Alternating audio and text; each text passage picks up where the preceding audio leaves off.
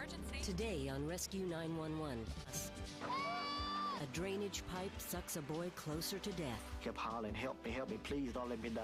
On Rescue 911.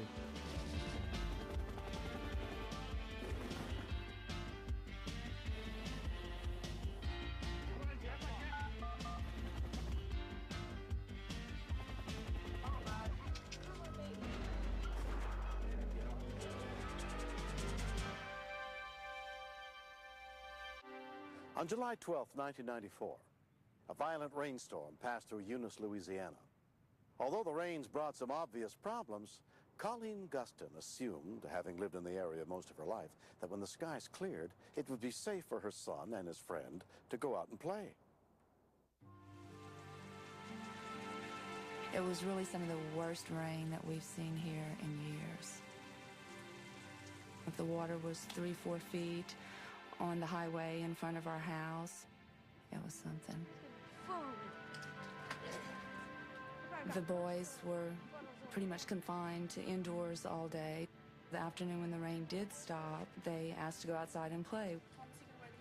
I thought it was safe because the water really had receded some. And don't be too long. 11-year-old Thomas Lemoyne had come over to the house of his best friend, Adam Gustin. Thomas, he's fun to play with, and he's funny, and he's my friend.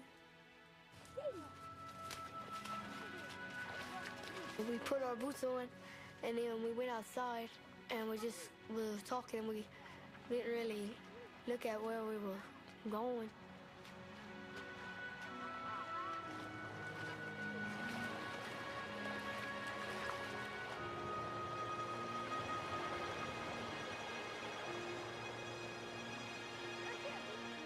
We seen this ditch that was full of water. I jumped in it, and then it went a little over my nose. Probably over my head. We found a pipe to the other side of the ditch. And we went and walked across the pipe. It was moving fast.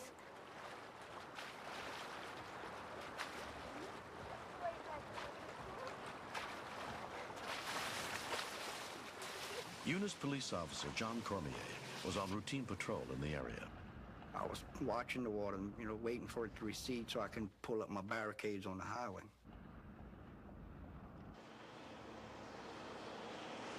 I saw two young boys playing in the water. It's a natural curiosity. Everybody likes to play in water, but it's too dangerous. All right, boys, get out of the water and go home before somebody gets hurt. I don't want to catch y'all in here again. The policeman told us to get away from the ditch, and we walked away. They got 15, 20 yards from me, and I went on westbound. I decided I needed a cup of coffee.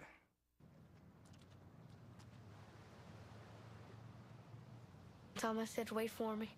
I'll cross the pipe one more time.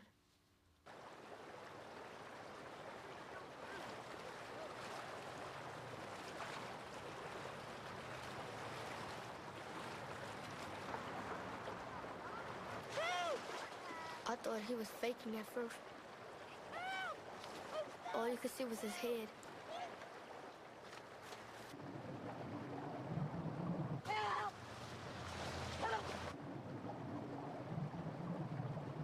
I just grabbed him before he went in the pipe.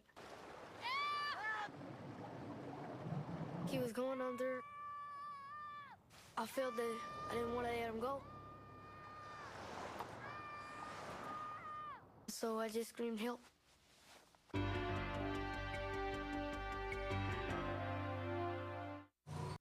We're best friends. We are into our clothes and our car and jazz. We are honors students and twins. We are diabetics. We test 10 times a day because this is our meter.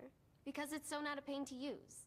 The Accu-Chek Compact System eases pain others cause. The 17-strip drum takes the pain out of struggling with strips. You can also test on your palm instead of your sensitive fingers. We say, see you later, pain. Switch to the Accu-Chek Compact System. Less painful from start to finish.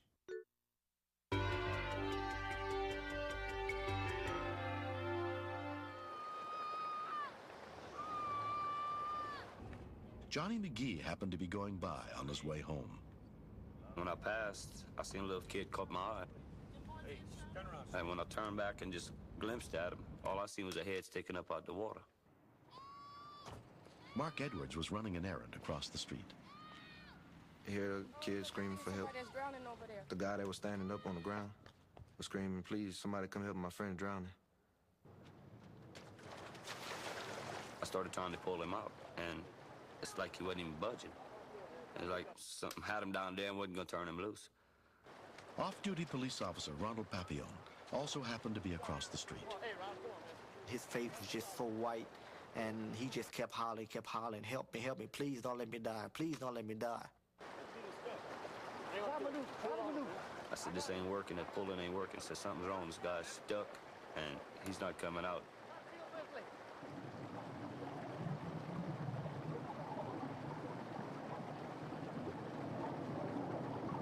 It's like somebody was down there pulling his legs in, I'm trying to pull him out, you know? The current was strong.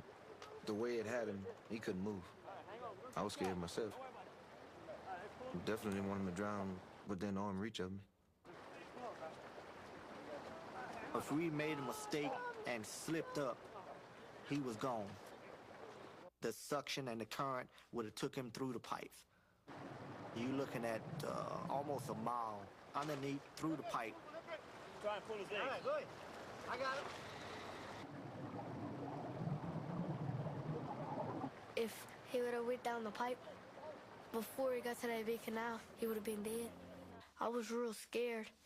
We got you. But it seemed like the water was rising because he kept pushing his head over the water.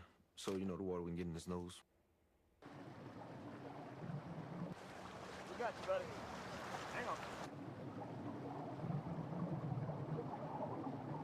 The little fella he was determined he was gonna hang on, you know, he wasn't going down, and I was determined I was gonna get him out.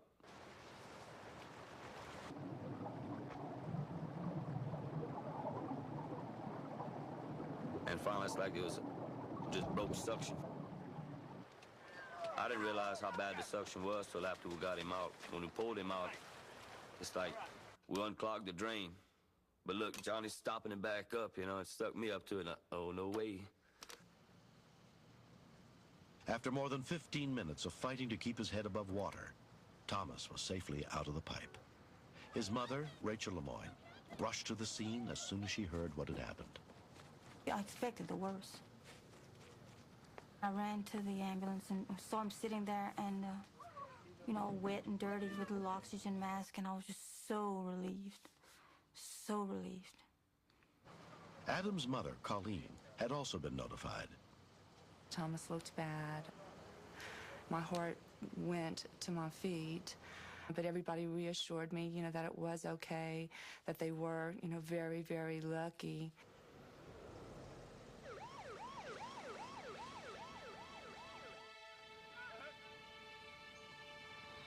Six months later, Thomas still remembers the day vividly.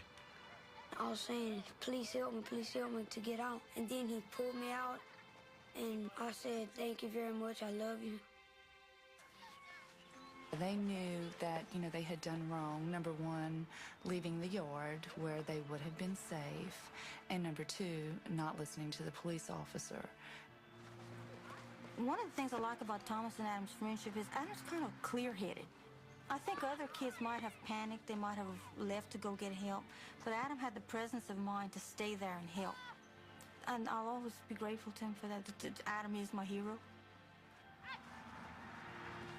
I guess I can call myself a hero because I didn't let go of him until help came. But I'm not the only hero. The gentleman that pulled Thomas out, they didn't stop to think, well, can we do this? You know, what might happen to us? They just jumped in. I think they're just terrific. I don't feel like I've ever thanked them appropriately or can. We're gonna feed him, we're gonna fatten him up. I'm just doing what anybody else would have done. Hopefully, anybody else would have done. It feels like it never happened. I feel good. I play around in the neighborhood now. I don't ride no ditches no more.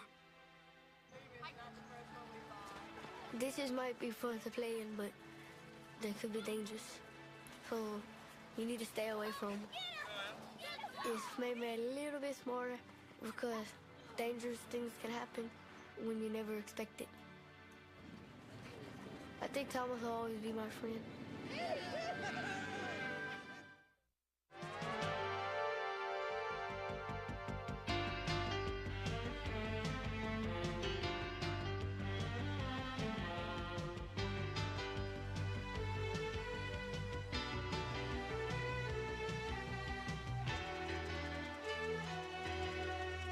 Mr. Shapiro, step out of the car, please.